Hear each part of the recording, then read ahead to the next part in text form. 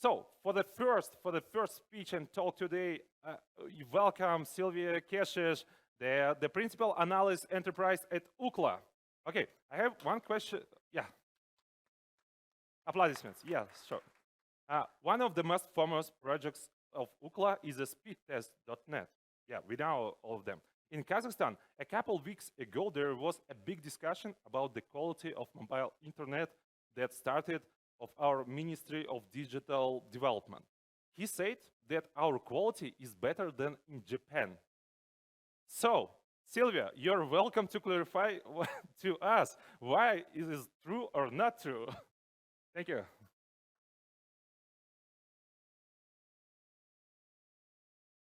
Hello? Okay, perfect. Good morning, everybody. So, my name is Sильвия Кечиче. I'm the principal analyst at Ookla, and I'm very privileged to be here, and thank you for inviting me. For this conference, we prepared a couple of slides. Oh, here we go. So a couple of words about who Ookla is, because you've heard we do speed tests, but there's so much more that we do than speed tests. We provide connectivity intelligence to quite a lot of companies, businesses, governments, mobile operators, and trying to help them have better networks and better connected experiences. We're also part of a larger company called Ziff Davis, who's a privately traded company in the US and is a vertical digital company. So you heard, sorry, this is the wrong way. This is how it works. So you heard about speed test. So speed test is our most famous brand. Who has taken speed test before? 1, 2, 3. Okay, quite a few people. So if you haven't, please do, because that's how we'll feed our data. And it's very important for us to have a good representative sample of what's going on. But we also do so much more. So we have quite a few different brands, Spatial Buzz, Down Detector. Anybody heard of Down Detector? Perfect. Again, if you have an issue with the internet, you can go and check if it's just issue with your provider or whether or not there's a wider problem on the network. So 4G is making headways in the region, and maybe not necessarily straight going comparing to Japan, but let's take a look at what's happening in terms of fixed and mobile broadband across the region. So this is the data from ITU and GSMA Intelligence and some national regulators, and very clearly you can say that mobile is the primary way to connect. So if you look from the left to right, Azerbaijan, 20% of population has access to fixed broadband, but in Tajikistan, Turkmenistan, that's less than 1%. So therefore, having access to mobile, it's paramount. And mobile enables so much more than just connecting to your phone and being able to make phone calls. Enables education, smart healthcare, mobile banking, a vast amount of services and wider innovation. So global average is 57% in terms of mobile internet penetration. We, in this region, doing pretty well compared to global average.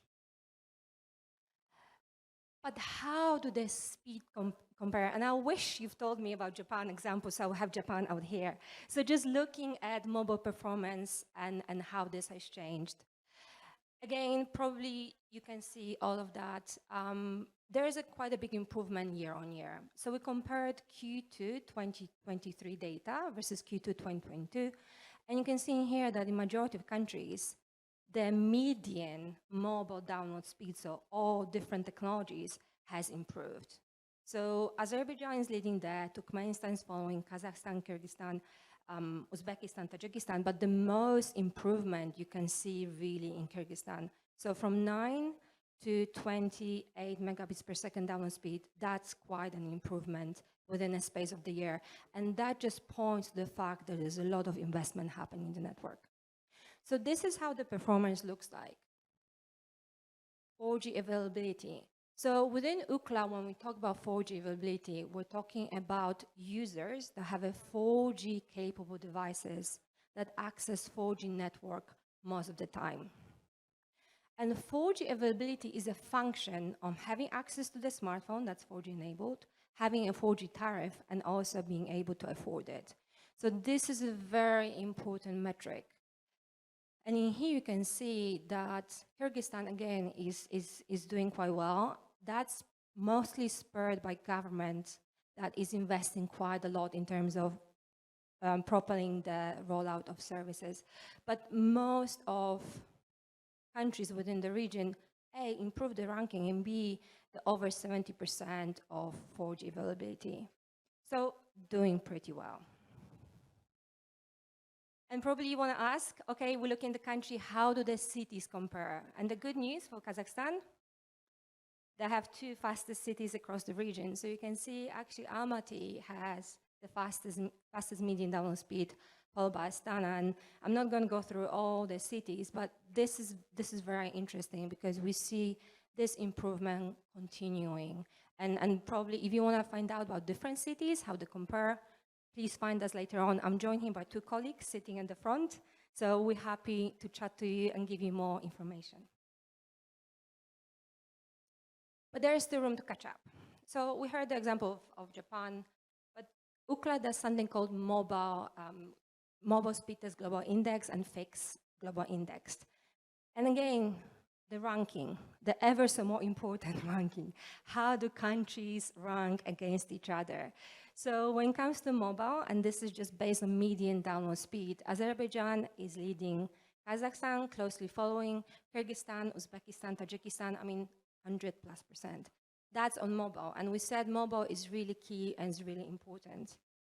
Fixed, there's quite a bit of room to grow, and we see that the ranking across all the countries in the regions below is over 80th place. So in terms of fixed broadband, obviously mobile has a room to step in and be able to replace some of the fixed infrastructure. And especially we've seen in the 5G era, that 5G fixed wireless access is growing, is being used across quite a lot of countries to replace or to supplement the fixed infrastructure. So, talking about fixed, these are very early days for 5G within the region. Everybody likes maps, so this is a map where there are commercial networks, commercially available networks. Some of them is just by one operator, some of them they're multiple. So Kazakhstan, Uzbekistan, Tajikistan have already launched 5G networks in the region. Kyrgyzstan and Azerbaijan are planning, and the rest will follow suit.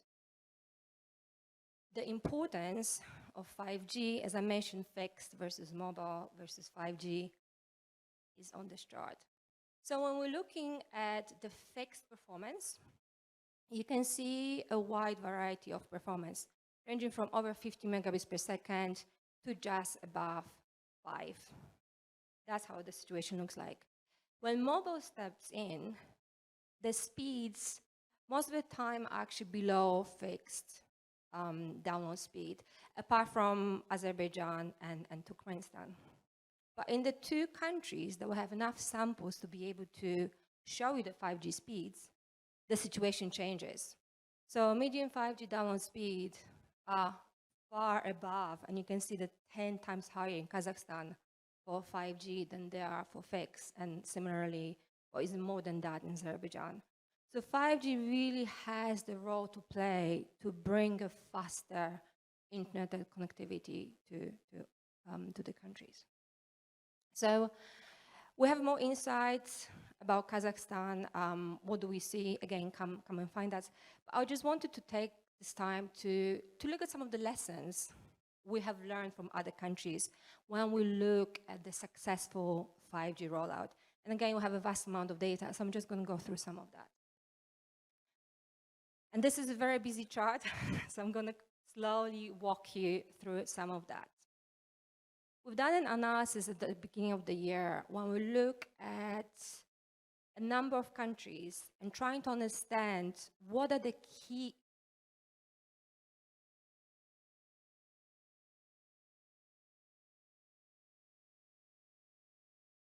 Apologies.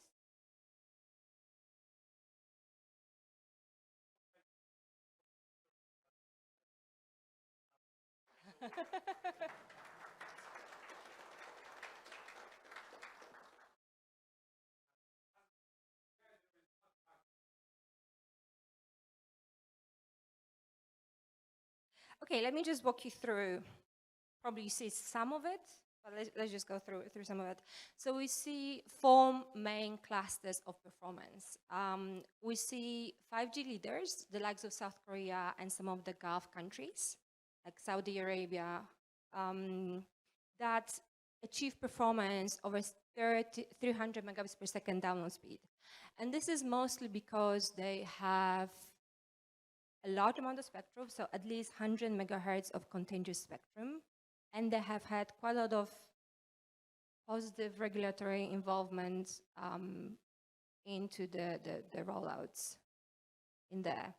You can't see the second cluster, but that's 5G high performance, so that's between 200 to 300 megabits per second speeds, and I can't remember those numbers, those countries off by heart, so again, we have to wait for this to work.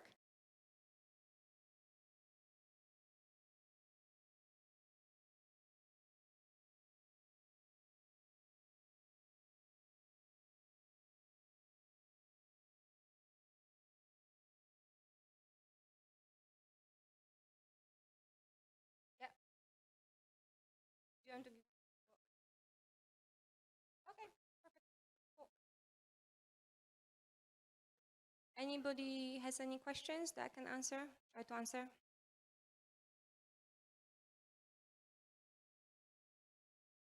So, друзья, если у вас, пока мы ждем техническое исправление, буквально пару минут, и у вас есть возможность задать пару вопросов пока Сильвии о том, о чем она рассказывала в предыдущем. Если у кого-то есть вопросы, пожалуйста, поднимите руку, и мы подискутируем об этом. So, okay, first question. Okay, Alex, could you ask your question?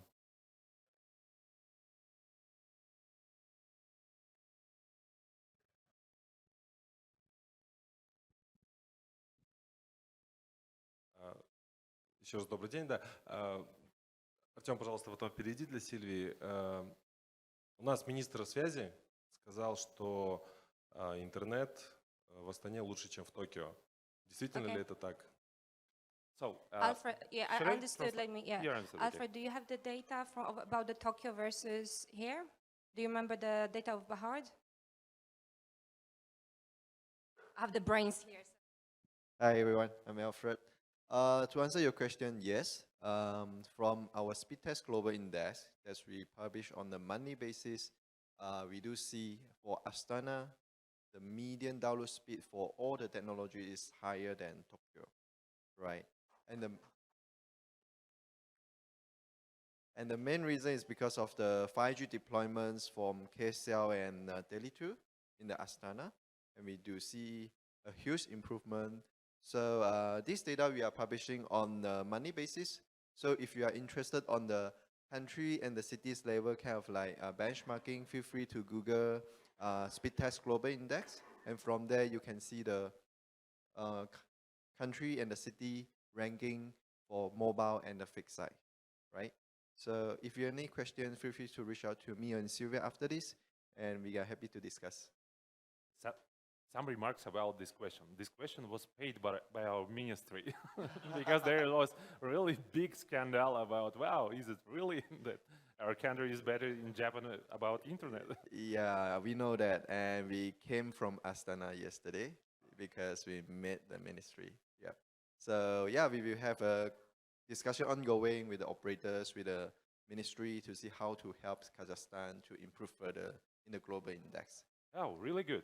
Yep. There is a reason why the Tele2 worked really badly yesterday. There is a joke. Okay, there is still working. Sylvia, sorry, and please continue. Thank you. No worries, keeping us on our toes. So 5G high performance, so between 200 to 300 megabits per second download speed. So that's the countries, some of the countries in the Nordics, China, Australia, Portugal. So again, positive regulatory developments, assigned C-band spectrum, doing quite a lot of in terms of improving the coverage. So lots of investment in there. Another cluster you see in here, and that's a big cluster, is between under 200 megabits per second, that's 5G improvers. And majority of countries within Europe actually fall within that cluster. And you'll be surprised to know the likes of US, UK, Italy, Japan, Canada fall within that cluster. So in Europe, and I live in the UK, we have a bit of an issue with 5G deployments. So even though 5G has been available for quite a long time, the rollout is not necessarily happening the way we would expect it to happen. So there's issue with C-band spectrum allocation and being able to reach to quite a lot of areas. And last but not least, we have 5G outliers. So the country like Poland, where I'm originally from, that hasn't yet awarded any dedicated 5G spectrum. So there's no C-band spectrum, so between 3300 to 3600 megahertz spectrum band, and they're still using the spectrum that's initially has been allocated to 2G, 3G in there. So fast 5G, so having fast 5G, we can see on the chart up there, and having good 5G availability. So again, 5G availability is the percentage of users that have 5G capable devices that actually can access 5G that do not go hand in hand. And even the country has really fast speeds, it doesn't mean that the adoption is really high. And what we see, and that's very interesting, I've showed you before the chart for Kazakhstan in terms of speeds, we see that where initially 5G is rolled out, the speeds are quite high, so very nice, fast download speed. As the networks actually continue being rolled out and there's more users coming onto networks, they tend to deteriorate, so they slow down because of network congestion. Okay, this works, perfect. So I started talking about spectrum, and spectrum is a very important part of any 5G rollout. So I mentioned C-band spectrum, and you can see C-band spectrum, the way we define it, anything between 3500 to 3800 megahertz. And this very busy map in here is showing you the relationship between the use of particular spectrum, so C-band spectrum, and the median download speeds that we see. So in the top right cluster, you can see South Korea, UAE, Qatar, and Bulgaria that have a vast amount, so at least 100 megahertz of continuous spectrum allocated to 5G, therefore they're able to achieve good speeds. But what about coverage? What about availability? And the thinking was back in the day that if you have low band spectrum, so anything between 1 gigahertz, 700, 800, 900, that's going to help with having more coverage. This is not necessarily 100% true.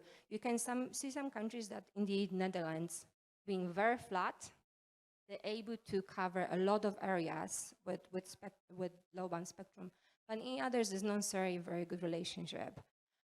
And the reasons for that is that 5G availability, the same with 4G availability, is a function of having access to smartphones that's capable, being able to afford it, and being on the right plan. So you have to be on a 5G plan to have access to it. And then 5G performance. So everybody, I don't know, back in the day, when we're talking about 5G, everybody heard about gigabits. Being able to serve the internet asymmetrically, so upload and download speed being the same, having ultra low latency. And we still haven't seen this promise being realized, unfortunately. What we see, again, that 5G performance heavily depends on spectrum use. So again, we've done analysis, and this is based on the USA that actually they deployed across all different spectrum bands. So there's a very nice example what you can achieve with different spectrum bands. So millimeter wave, that comes with a disadvantage that is very narrow, doesn't cover large areas, and is mostly used in a limited space, can go up to 1.6 gigahertz download speed. So gigabits, apologies, extremely fast, very, very fast. And that's 26 times faster than anything you can see on low band. So low band being this band, so under 1 gigahertz. and 7 times faster than C-band. So the C-band that we said that's really the sweet spot between coverage and capacity.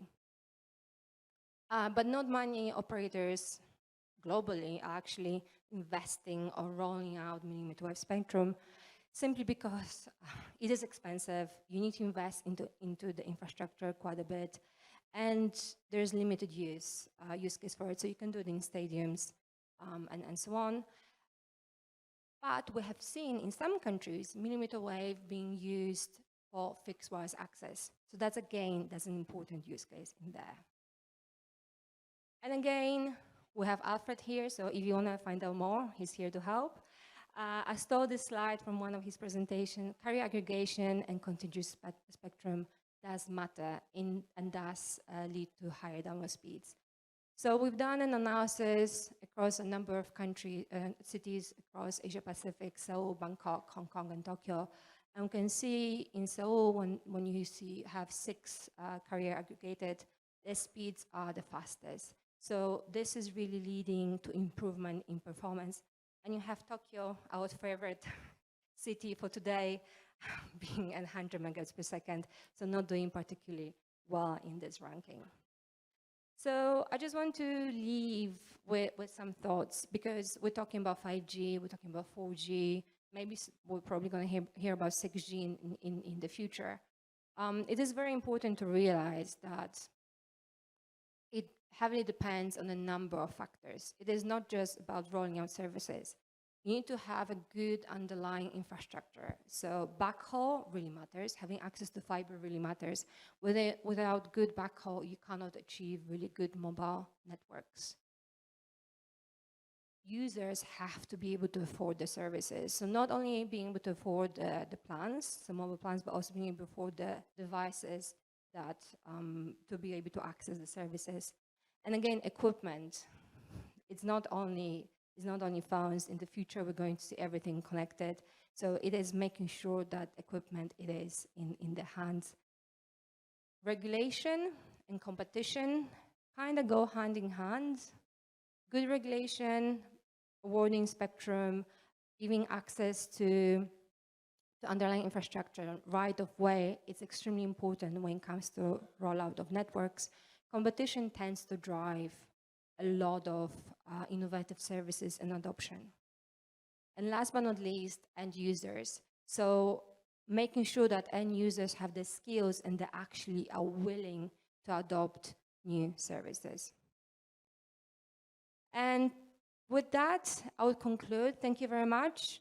If you would like to read the article that we previously written on Central Asia, you can scan this barcode, and you can follow us at ookla.com, not on Twitter anymore, but on X, Facebook, and LinkedIn, and do subscribe to our Ookla Insights so you can find out what analysis we do. Thank you very much, and I look forward to any questions that you might have. Yeah, thank you, Sylvia. It was really good. And again, I want to say sorry for the technical issues. So, first question will be from me. What do you think about the Starlink? Will be it game changer that will give same quality for everyone? Starlink. Yeah, I mean about satellite internet. Yeah, so it's a really interesting question because we've seen Starlink being heavily, a lot of hype around Starlink. So it's not affordable for everyone. So Starlink comes at quite a high price. It's not only the services that you have to pay for Starlink, but also the devices. So you need to be able to have equipment that costs around $200, $300 US dollars. That again depends. So Starlink at the moment in the US, yes, you see quite a lot of adoption. You see Starlink expanding into different countries. And we do see Starlink having speeds that can compete with fixed operators. Again, in Latin America, that's the case. Latency is something that obviously, Starlink being satellite is an issue, but for those that don't have access to an internet, that's fine. What we see with Starlink is that in areas when there's no other fixed provider or mobile provider, it works perfectly as a way to connect to the internet. We see satellite and fixed 5G-based fixed wireless access as two complementary ways to connect the people that are not currently connected. No. So Starlink is expanding, but again, not affordable for everybody. And there is quite a lot of regulation in different countries that they have to adhere to. Okay, got it. Thank you. Guys, who have questions? Кто хочет задать какие-либо вопросы Сильвии? Отлично. Could I take a mic? Where's the mic? There should be one more somewhere.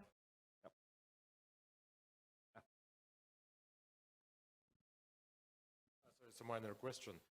You said that when some mobile operator which introduces a 5G, so basically when they start using 5G, all subscribers are happy, experience is good, the speed is skyrocketing and everything is good. And as long as the number of subscribers grow, then the speed deteriorates, right? So is this some sort of a curse for every operator, or can they do something about it? Can they cope with this problem, or is it?